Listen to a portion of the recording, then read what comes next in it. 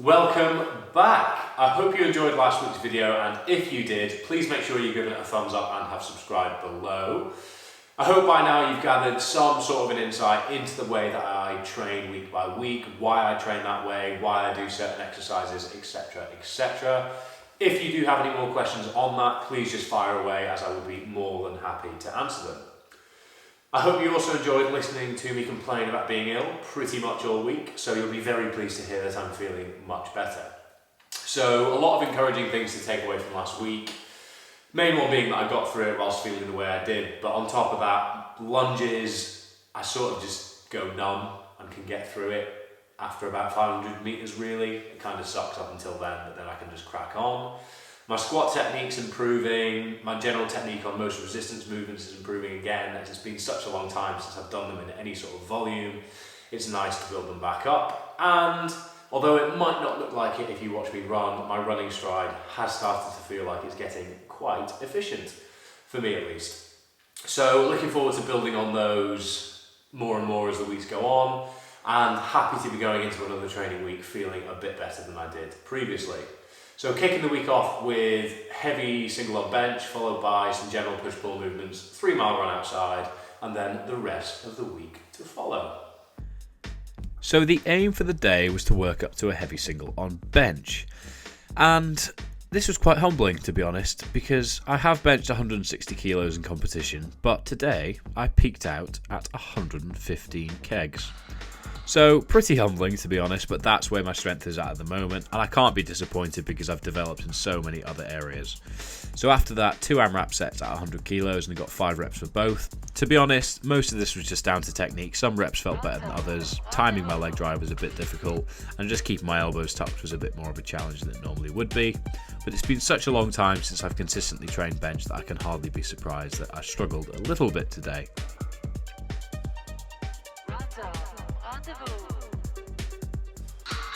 Following bench, I had 4 sets of bent over rows, 2 underhand, 2 overhand with 90 kilos, just as a way of rebuilding some volume into my upper back while simultaneously building some work capacity in my lower back, which is the area I've always struggled with the most. Whether I've been powerlifting, playing rugby or focusing on endurance work, my weakest point has always been my lower back. So after this, I had 4 sets of 6 on the worst exercise in the world, military press, 45 kilos just as a way of easing myself back into it, as it's something I've not done in a very long time. Then 3 max rep sets with 35 kilos on single arm dumbbell tempo rows as a way of finishing up my time in the gym. Right, Tuesday evening, pretty similar structure to last week. Very exciting, I know. Changes are 170 for 2 sets of 5 rather than a set of 4, 3 and 2. My AMRAPs are at 155 and I have 100 meter sprints rather than 200 meter sprints.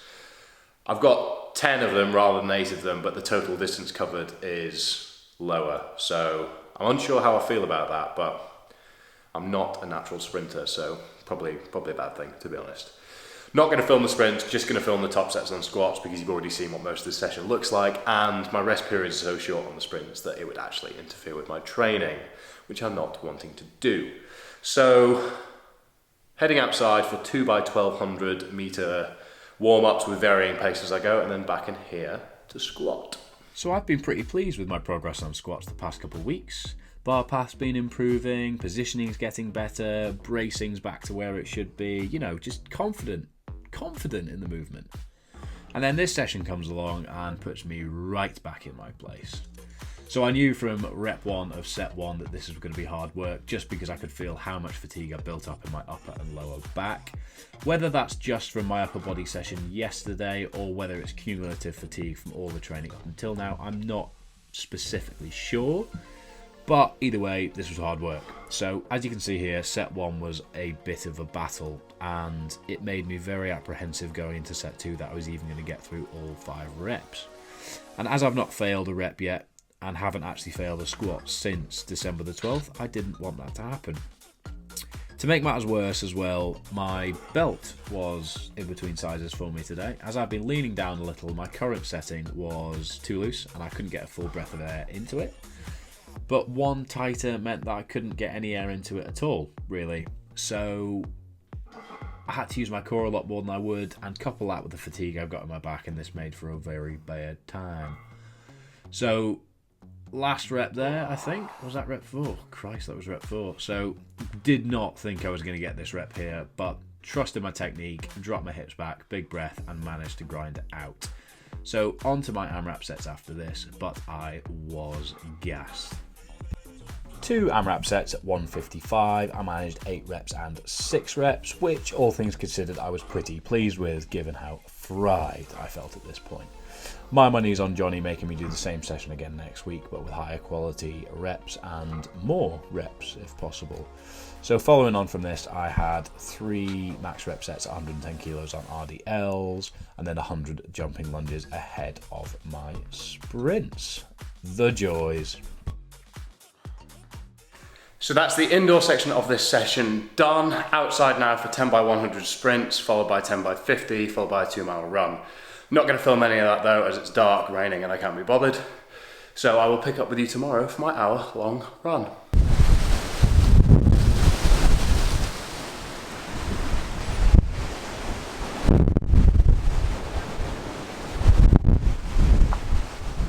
As it is so windy outside this evening, sadly I have been relegated inside to a treadmill, which to be honest is not something I'm particularly buzzing about. It's been so long since I've ran on a treadmill because I don't really enjoy it, to be honest.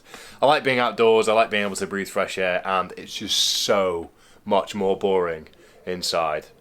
But needs must, as if I was to stick with the pace that's planned outside in 35-mile-an-hour winds, my heart rate data would be so skewed that it wouldn't be as useful to us as it would be if it wasn't so externally influenced, shall we say. So, got to drive to the gym as well, which is a pain in the arse. Drive to go for a run, but anyway, the show must go on. So I will head off for a 1-hour run at 7:30 minute per mile pace. The same as last week, but as I was a bit ill, my heart rate was a bit higher than we expected. So again, just seeing what that does now that I'm in better nick and without the external elements to deal with as well. The treadmill. This was awful. Truly dreadful. And it does make me wonder how much some people might be limiting their potential by doing most of their cardio indoors, because given that this was a similar intensity session as a few previous weeks for me, it felt like a completely different one. Average heart rate of 158 throughout, which is far from crazy intense, but the mental battle that I went through would imply it was much harder than it was.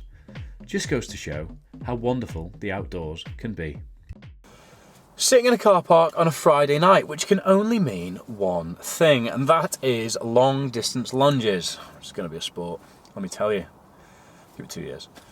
So 500 metres more than last week, true to form, taking me up to 3.5 kilometres, which is quite daunting, I'm not going to lie to you. 17 and a half laps of the 200 metre track that I've been using, which just sounds like a lot, really. Anyway, I'm going to stick with the same pacing protocol I've been using for the past 2 to 3 weeks, which is 20 lunges on, 15 to 20 seconds off. And other than stopping to fill up my water bottle or go to the bathroom, that is all the rest I will get. So I'm predicting it'll take me about 1 hour and 45, but all of my guesses up until now I have beaten. So let's hope I do the same tonight and can get through this relatively stress-free.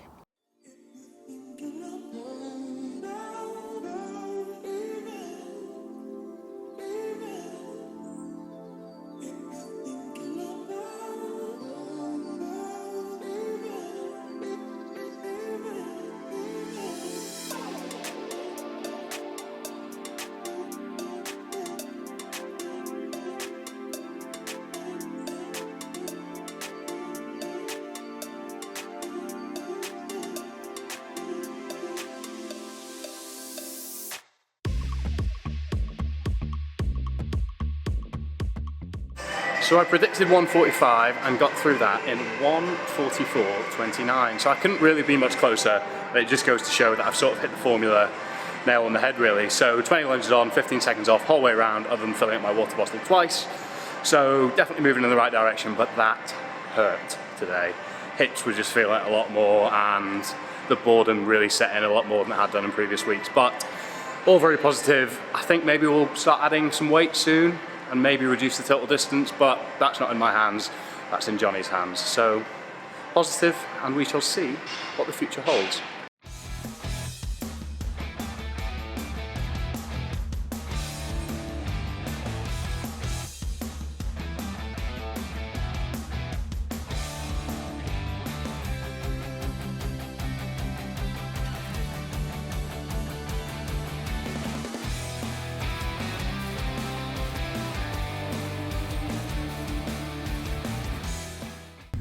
back in the Welsh mountains this week, going up 2 peaks again that I cannot pronounce. Welsh is a strange language, but I'm just basically about 4 miles south of the starting of the path for Snowdon.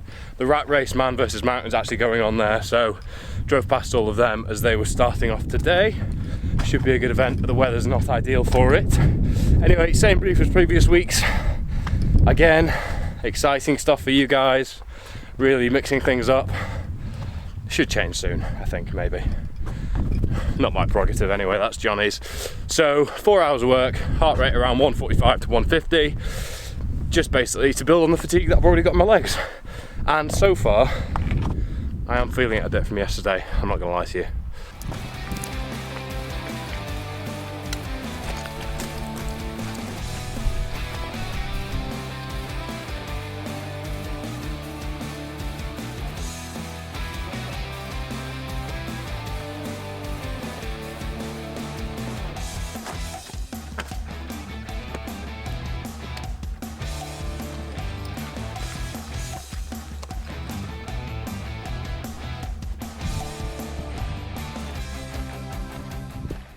Sod's law, the visibility hasn't cleared up, but on the plus side I have been to this peak before. I just took a different route, so on my way up to the peak of Snowdon just now, having taken the Penny Pass, pronunciation to be confirmed, but much harder route than the Clanberis route, which is much more fun actually. That was a really good little path. So get to the top of here and then just check a few things with my phone and see whether I'm going to go for a second peak or whether I'll just take the long route down back to the car, which should be another 2.5 hours with a fair amount of road miles as well. So I'm not got out of breath. Worth it for the views, eh? Stunning. As the visibility is so bad, I have had to change my plans again. So I've not had the best luck with the weather the past couple of weeks, and nor have any of my plans really unfolded the way I hoped they would. So had to veer off the path to go to these 2 peaks, which I don't know how to pronounce, and have instead just popped up to the top of Snowdon. And now, rather than crossing the ridge over to those 2 peaks, just because the visibility is so bad, it would be a bit dangerous. Better safe than sorry, I'm going to take the long route down Snowdon, which is the Clanberis path, down into the town itself, and then I've got 4 or 5 miles to get me back to my starting point, which should hopefully be a bit more enjoyable than standing up here in the freezing cold, not able to see anything. Apart from a little slide down some scree, that was a very enjoyable descent. It took me just over half an hour to get down, and then I had about 5 miles of road running to get me back to the car, which took me to just over 15 miles and just under 4 hours for the day, giving me 2,000 calories to play with later, which I'm very much looking forward to. So, another positive end to a positive training week. I hope you've enjoyed this week's video, and if you did, please make sure you've given it a thumbs up and have subscribed. If there's anything you'd like to see more of, less of, please do let me know, as your feedback is key. So, thank you very much for watching, and see you next week.